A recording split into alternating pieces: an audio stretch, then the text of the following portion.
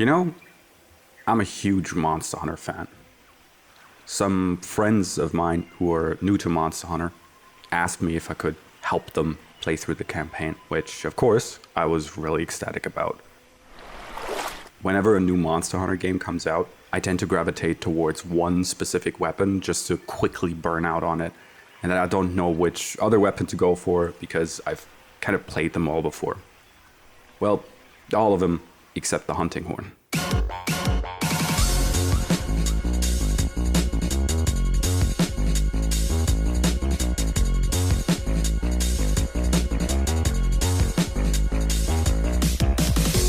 I always thought that hunting horn is for big brain people. It's got a confusing buff system, you do big damage, but it's also a support weapon, and also I rarely see people use it. The people who do generally know what they're doing though. Turns out it's a really damn good weapon. I tried out hunting horn in older Monster Hunter games and it just never clicked. So I wanted to share some thoughts that went through my cranium the past weeks, now that I've picked up the hunting horn. So let's talk about that. Also, real quick, hi, I'm Skip. I don't know what I'm doing. This is my first video. Go easy on me. Let's start by looking at how the weapon works in Wilds.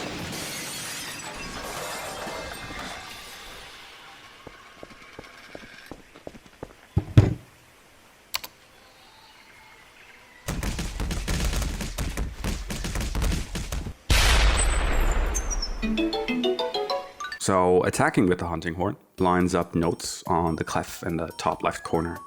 You can string together notes in one of the patterns in the top right here, and that'll store a melody.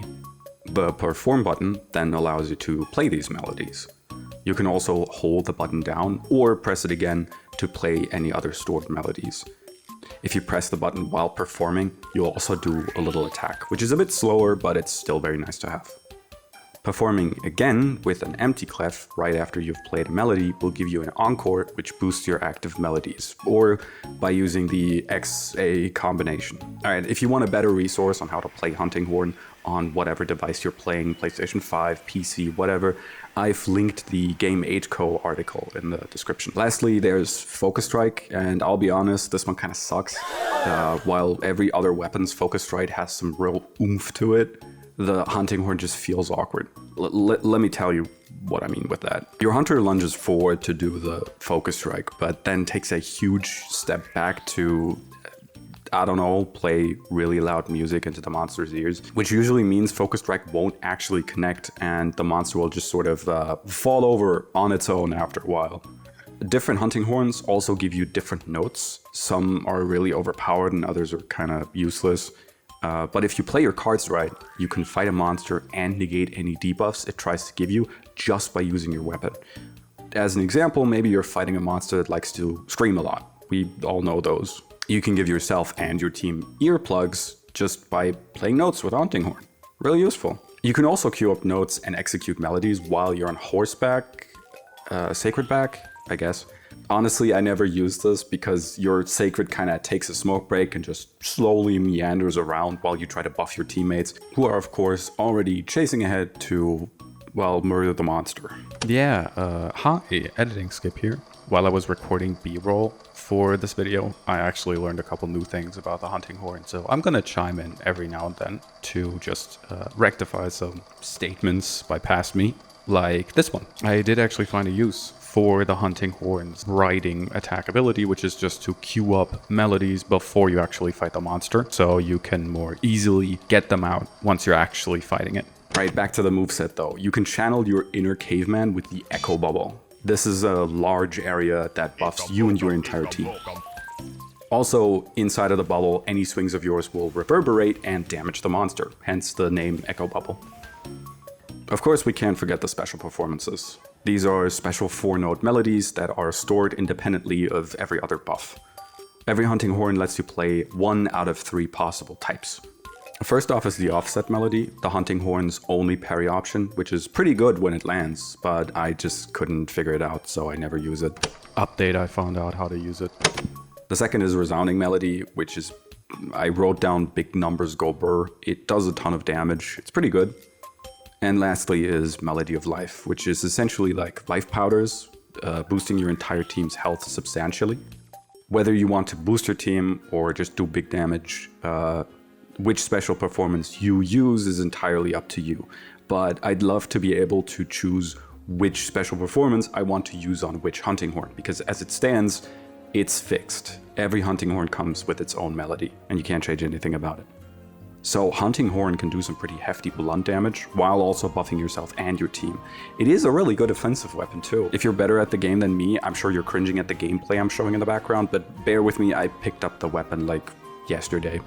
It's strange to me how the weapon is insanely good, but it's probably one of the least used weapons in the game. Like, not even Capcom likes it. The last NPC to have a hunting horn was this side character, and they're from the spin-off Monster Hunter Stories 2, which by the way is really good. Probably gonna talk about that at some point. I think the main reasons why I haven't used hunting horn before are that it doesn't feel as action-packed or straightforward as something like greatsword, longsword, or dual blades. Getting a new hunting horn means getting a new list of patterns to memorize, which gets annoying a little bit. And the thought of having to figure out which hunting horn to take with me, because they all have their own specific buffs, special performances on top of the elemental damage, sharpness, decorations, and affinity, it just made my brain very smooth. And despite its complexity, it's not as instantly gratifying as other difficult weapons like the charge blade, the gun lance, or the insect glaive. Hell, ranged weapons have a similar level of modularity to them, but I can figure out how to simulate Helldivers 2 in Wilds pretty easily. I'm probably not the only one who thinks like this. Playing Beyblade up and down Jindahat's spine is awesome. Hitting that slow but tight parry with the greatsword feels satisfying. And carpet bombing any monster with the bow still feels amazing. And then there's the wall of complexity that is hunting horn, with, as I mentioned, the weirdly unsatisfying focus strike. Despite what I just said, it is a really good weapon though. It has a simple moveset, kind of like the hammer without the charge granted, but buffing friends is pretty cool, and concussing monsters is always pretty cool too. So I really love the hunting horn. In Wilds, it used to be dog shit, so let's talk about that.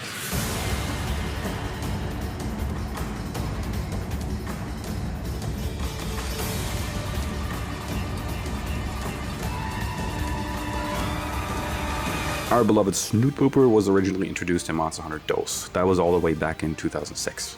I didn't play Monster Hunter DOS when it came out because I was too busy shitting the bed because I was a dumb baby. As a dumb adult, I still haven't played Monster Hunter DOS because I value my sanity. I have, however, played Monster Hunter Freedom Unite, so we'll take that as a reference point for today. So forget about your encores, echo bubbles, or offset melodies. This is the true JBL boombox on a stick experience in Freedom Unite. You have two modes, regular and recital. In your regular mode, you got 3 attacks. In recital mode, you play notes and set up buffs. That's right, originally, attacking didn't actually play any notes. You still pick which note gets played using your regular attacks, but they do not play until you enter recital mode. Despite having some pretty similar attacks to the hammer, the hunting horn's damage output was pretty bad, at least in Monster Hunter DOS. They fixed that in Freedom Unite, but there's another issue. You may also notice that the game doesn't tell you what buffs your hunting horn can play, neither on screen or in the weapon's equipment info. That's because you have to go to your hunter's room, interact with the bedside table over here, and read the manual, which tells you melodies, not the specific ones needed for your hunting horn, just melodies. You get to figure out which of those melodies your metal pipe can play based on the color of the notes it has in its equipment info. Bit convoluted. The hunting horn's moveset was finally homogenized in Monster Hunter 3 Ultimate, ditching the recital system in favor of the more familiar, more modern note-taking system where hitting R lets you perform buffs. Additionally, you could now see your melodies in the equipment tab, and ever since Monster Hunter World, melodies are finally displayed on screen. Monster Hunter Rise actually went a step further and introduced performance mode, allowing you to just play notes and immediately get their buffs instead of having to line notes up to play them manually later. Personally, I like the system in Wilds more since you still have to find the right time to not get flattened during performances. Just adds a little bit of spice to it. I don't know, that's of course preference. Let me know what your favorite hunting horn is. Did I miss anything? Maybe, probably. I didn't even talk about like Monster Hunter Frontiers or Online or even Monster Hunter Stories, which features the hunting horn. And it's not bad. In fact, it's one of the most busted weapons you can have. To conclude, Monster Hunter is a franchise very close to my heart. I kind of grew up with it. That of course means, as I've mentioned, I've exhausted that exciting feeling of trying a new weapon out. Until Wilds. Some of the most engaging and rewarding moments I had playing Wilds with my friends happened when we were fighting these big monsters that could take a huge chunk out of your health. They'd get their bodies bodied just for me to do my little dance and heal them back up to full so they can keep fighting. That shit feels really good.